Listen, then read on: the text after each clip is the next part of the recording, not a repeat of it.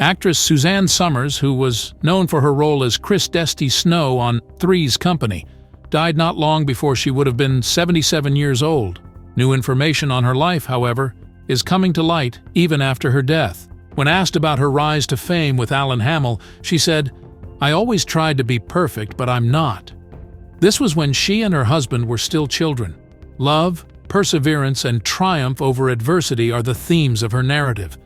Suzanne was one of several children in her large Irish-American family who lived in beautiful San Bruno, California. Her parents were diligent workers, but her father's drinking was a constant cloud over their household. Suzanne had her own set of difficulties in the classroom due to things like dyslexia and bedwetting. In spite of everything, it was in high school, when she flourished in musicals and plays, that she discovered her calling as an actress. When Suzanne, at the age of 17, refused to submit to her abusive father on prom night, her life took a drastic change. She overcame obstacles to get her high school diploma from Cappuccino, and then put her further studies on hold to be married at a young age. Suzanne remained hopeful while facing financial difficulties and subsequent legal challenges. Her acting career progressed from supporting parts in the 60s and 70s to guest spots on talk programs and feature films like American Graffiti. The part of Chrissy Snow she played on Three's Company was the one that really took her fame. Despite the show's success, there were obstacles. Despite facing network hostility, Suzanne persisted in her fight for equitable compensation. Nevertheless, she remained steadfast with Alan's support and achieved great success in Las Vegas and beyond. Suzanne became a global phenomenon in the 1980s as she appeared for Playboy, bringing delight to audiences across the globe in Las Vegas. She persevered through failures and triumphs in the infomercial and television industries, eventually being inducted into their Hall of Fame. Suzanne persevered bravely through the many highs and lows of her life. She demonstrated that with love and determination, one can overcome any obstacle, from the difficulties of childhood to the achievements of adulthood. When Suzanne joined the Home Shopping Network in the early 2000s, she found a new way to put her talents to use. She captivated viewers with her immaculate sense and style as she highlighted her own line of home products, fashion, and jewelry on her more than 25 hours of airtime per month. Summer 2005 saw the Broadway premiere of Suzanne's one-woman play, The Blonde and the Thunderbird, which was candid about the artist's life and career. Suzanne showed incredible tenacity in the face of adversity, including the show's discontinuation due to poor ratings. For the 2012 season of Suzanne Somers' online chat program, Suzanne Somers Breaking Through, the actress reunited with her Three's Company co-star Joyce DeWitt after a span of 30 years. They further solidified their lifelong relationship with an emotional reunion that left many to tears. In that year, Suzanne kept hosting Lifetime's The Suzanne Show, which featured a diverse range of guests on health and fitness. Inspiring people all throughout the country, her mission to promote health and vitality resonated deeply. In 2015, Suzanne faced a new challenge. She participated on Dancing with the Stars, showing off her dance skills with professional partner Tony Dovolani. Her cheery temperament and graceful appearance won over admirers worldwide, even if Suzanne's run-in with the program ended in week 5. In May and June of 2015, Suzanne made her theatrical return with Suzanne Sizzles, and her captivating personality captivated audiences at the Westgate, Las Vegas. Suzanne Somers continued to amaze and delight people all around the world by proving that age is only a number when it comes to chasing after her aspirations and living life to the fullest. Nevertheless, her concerns extended beyond just entertainment. Even though she was very famous and successful, she had a hard time getting over some terrible times in her life.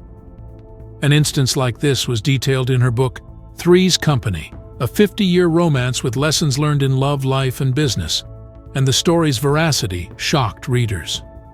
The reader is taken away to a faraway picture shoot in Mexico in the 1970s, where Suzanne was lounging by the poolside in this unnerving tale. She was ready to relax when an alcoholic waiter offered her some marijuana, breaking the silence. Disgusting, isn't it? I apologize, but the situation has just escalated. As he got dangerously close, as if attempting to kiss her, Suzanne was frightened to death.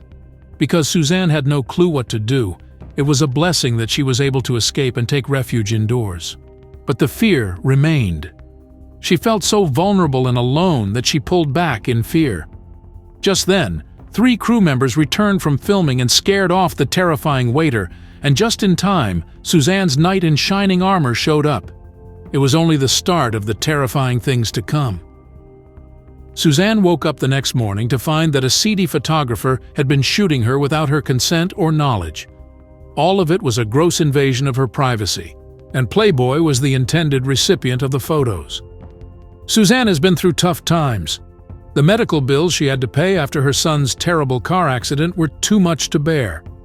Suzanne was caught aback when Playboy showed up at her door with an offer. She was feeling trapped and desperate for a way out of her financial problems. Despite her first rejection, she eventually caved in since the compromising photos kept cropping up, giving her the willies. But hear me out, Suzanne has a natural fighting spirit. She refused to allow what happened to her crush her spirit, so she bravely told the world her story and confronted Playboy. You won't believe what happened next. Her followers and friends came together in support of her, praising her fortitude. In her book, Suzanne offered some insightful comments that gave us hope that things would eventually get better. The main theme is achieving success in the face of adversity. Her book, Ageless, highlighted her staunch support for bioidentical hormone replacement therapy and her firm views on medicine. Although this reading is mostly concerned with the Y procedure, it does include interviews with 16 more therapists that use this method. However, there are those who have different opinions about this approach. A group of 7 doctors raised concerns about the paucity of evidence about its efficacy and safety, as well as the potential risks. Despite the negative press that her remarks on the Oprah Winfrey Show generated, Suzanne never wavered in her support for the cause. In April of 2000, Suzanne faced a personal health challenge when she learned she had breast cancer. Instead of undergoing chemotherapy, she courageously opted for radiation therapy and a lumpectomy. 6 more doctors then broke the news to Suzanne in November 2008 that her cancer was incurable. A week later, however, she learned it had been an erroneous diagnosis.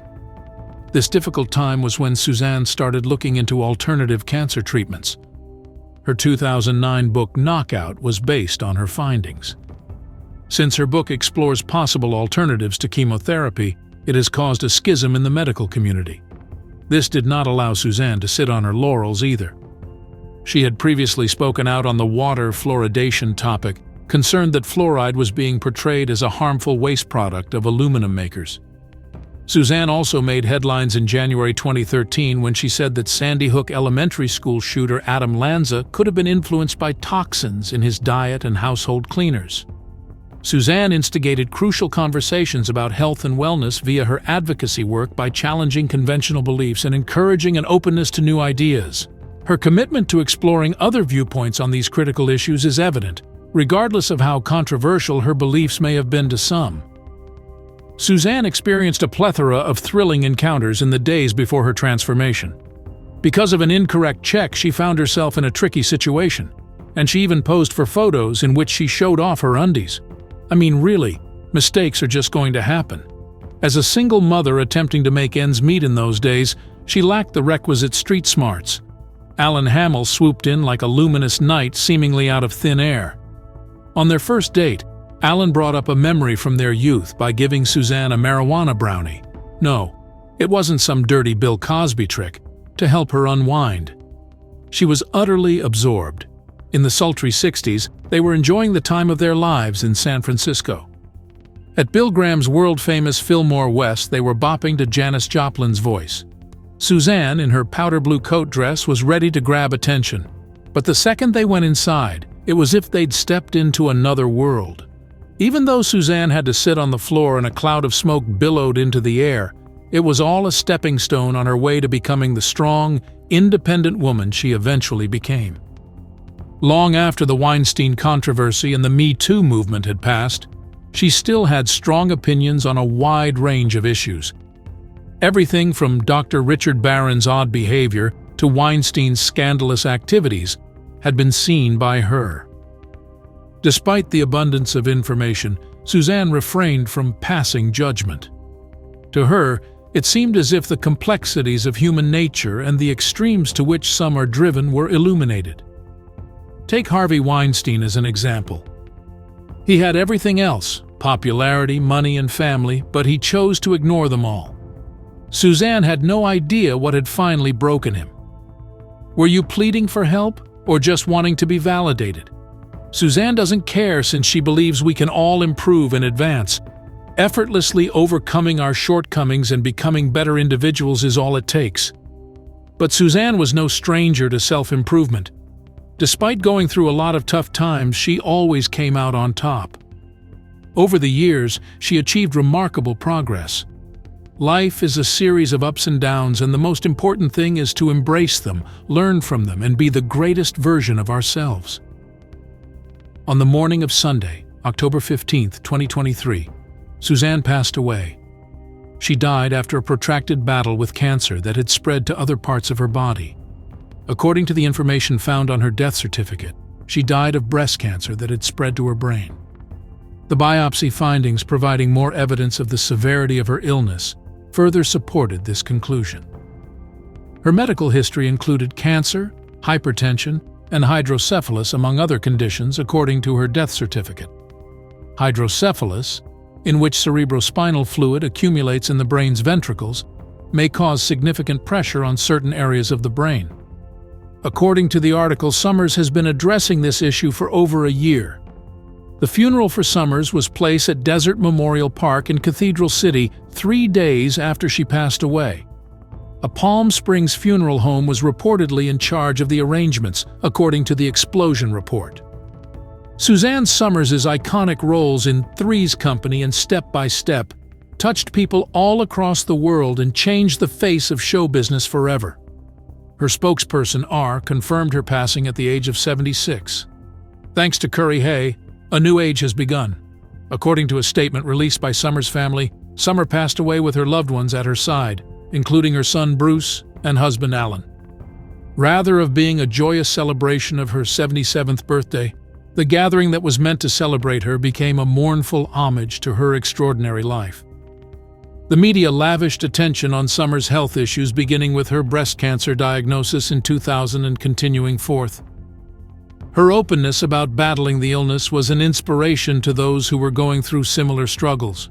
In an interview from 2001, she discussed the emotional and mental toll the diagnosis had on her, mirroring her husband's astonishment and amazement. Even with a recurrence in 2023, Summers' resolve to confront cancer directly remained unshaken, despite the numerous low periods in her health journey. Reiterating her will to fight the illness with both conventional and alternative techniques, she bravely spoke on Instagram about her ongoing battle with cancer. Prior to her soulmate Alan Hamill, Suzanne lived a rich life. She was previously married to Bruce Summers, and they had a child together. Later on, these hidden truths were revealed. In the same vein as Marilyn Hamill, Alan inherited a family of his own. However, fate had other plans, and a bond that would last for decades was formed between Alan and Suzanne. When Alan's wife passed away, she had many secrets to share. Their deep bond came flooding back to Alan as he reflected on their adventures. He gushed about Suzanne, calling her his wife, best friend, and source of motivation. He went on to describe how the two of them supported one another's ambitions and reveled in the little things in life. The biggest challenge to their eternal love story came in 2000, when Suzanne was diagnosed with breast cancer. Suzanne courageously battled the illness with Alan's unwavering encouragement and support, daring to choose natural therapies. Suzanne had fought cancer twice before, but her strength gave out during her third treatment, and she passed away. Just seconds after Suzanne departed, Alan spilled the beans on the horrific events that transpired. He spoke of the peace he felt in their home as he held Suzanne's hand as she died, knowing how much he loved her. Her legacy will carry on her knowledge and inspiration long after she has passed away. Alan finds solace in the idea that Suzanne's love will last forever while he mourns. In honor of Suzanne, Alan plans to write a book about their remarkable love story and carry on her work with their joint venture, Summersize. As a result, Suzanne's impact on culture will be secure for the foreseeable future. Joyce DeWitt, Summer's son Bruce, and her former co-star Patrick Duffy were among those who paid tribute to Summer upon hearing of her passing. Their heartfelt comments demonstrated how Summers impacts everyone around her, and leaves a lasting effect. Watch our next video when you're ready. Your presence is appreciated.